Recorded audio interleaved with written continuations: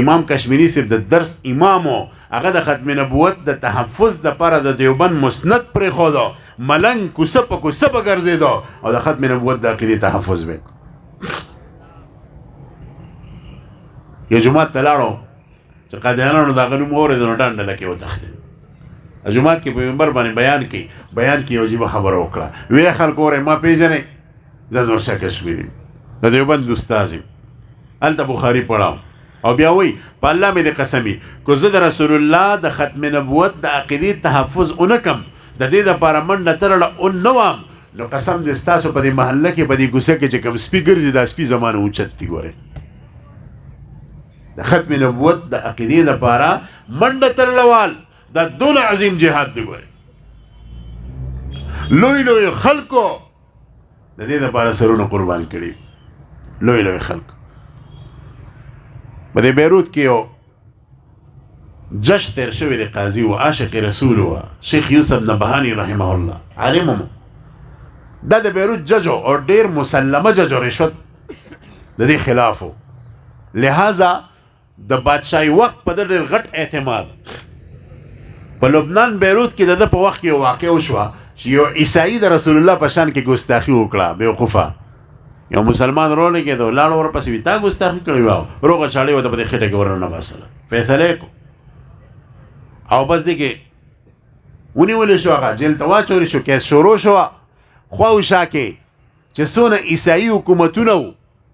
د لبنان حاکم چې مسلمانو هغه باندې پریشر واچو چې ګورې دې سړي ته به پانسي ورکې د زموږ یو عیسائی وژلی دی او که دې خلاص شو نو موږ به تا سره سفارتي تعلقات ختم کوو بایکاټونه به سره وکړو دا به وکړو هغه باندې پریشر راغی یوسف نبهاني صاحب پسې کور ته راغی ته سوال راته کوم ګوره دا سړی پانسي کړ زه غرقېږم پکې حکومت مې ځي او زه دلایل اورم الله به خیر کړي دلایل یې چې واورېده دا دلایلو مخې ته دا خبره رااله چې دې سړي بالکل صحیح کار کړی دی او بېشکه دغه کس د پیغمبر په شان کې ګستاخي کړې وه ځکه د جهنم رسید په کومه ورځ چې فیصله کېده میډیا راغلی وه دا نه تقریبا 100 کاله مخکې واقع ده اخبارونه وال راغلي وو صحافیان راغلي وو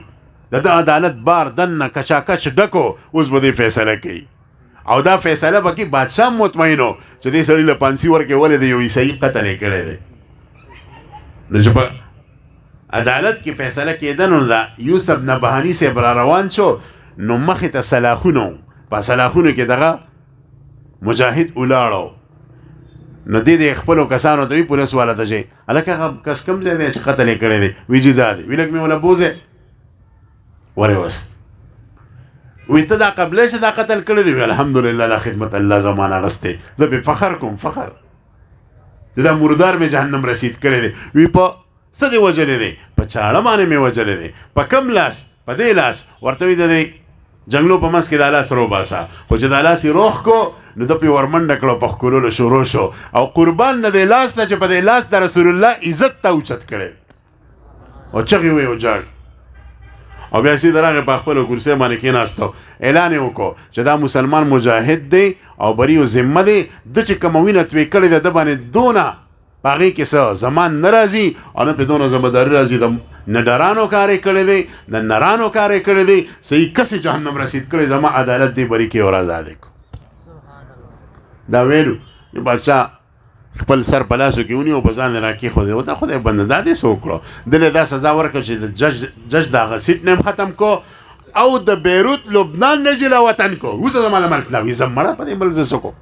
راغی او باقي ژوند په شام کې چې د پیغمبرانو ځمکه وه او د رسول الله په مدینه منوره کې باقي ژوند تېر کو مرګ هم ول هغه علاقو کې